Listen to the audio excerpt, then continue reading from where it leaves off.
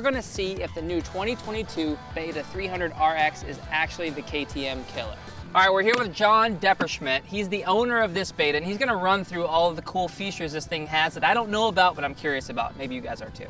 All right, so it's the second year for a motocross dedicated version for Beta, who's an enduro and trial specialist, and they are the 7-time consecutive FIM World Enduro Champion with this bike. It's based off of that bike with a little bit more power, a little bit more suspension, and some pimping graphics, and that's basically it. Weighs about the same as a KTM. I couldn't tell you exactly, but it has an electric start. Yeah, we got electric start. KYB forks, which are proven, and we've got a cool push button release seat. You know, KTM was like kind of the first ones to make easy access to get to your filter. These guys have also done something. The side really will neat. pop off for the filter. The sun comes off too, or the side comes off there. It's running a 38mm kind carburetor. So it's a little bit of a closet off-roader in that it's got a 2.5-gallon tank and a 6-speed transmission. Okay. But it's got a 19-inch rear wheel, so that makes it pretty much a dedicated motocrosser. Sure. Really nice wheel setup, some polish, kind of looks like aluminum hubs with some blue XL wheels. So yeah, it's pretty set up. We're gonna rip around on this thing, see what we think. Let's go see what it'll do.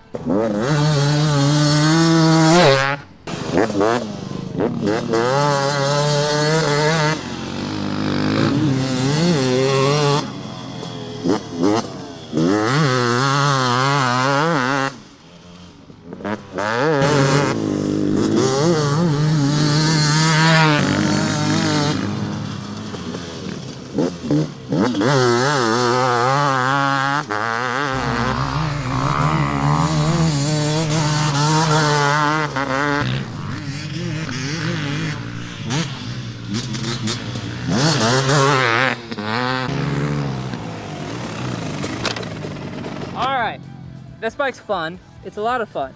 I'm gonna rate it in 3 different categories. Stability, cornerability, which is important to me, how well does it corner, and fun, which is the most important. Stability, it's about a 7.8. And I think that could highly be improved just by bike setup. It's a brand new bike, it's stiff, not set to my weight necessarily, so it could definitely be improved there. Cornerability, it's about an 8.2. It corners really nice actually, and I love the way the 2-strokes flow through the corner. This feels better than a KTM in that aspect for sure. Fun, about an 8.9. 1, it's a 2-stroke. 2, it doesn't feel twitchy or like it's gonna spit you off the bike. It feels stable, it feels like you can ride it hard and it's not gonna, you know, give you any issues or any problems. I feel like it maybe even be better than KTM in that aspect too. So in my opinion, they're really close in their own different characteristics. But if I had to buy one right now, I would probably buy this just out of the curiosity of making it better. And they're really close. I think you could make this bike better than you can make a KTM. Just saying, just saying. If you like this video, we actually have another review video where I reviewed my Cali 450. Check that video out over here.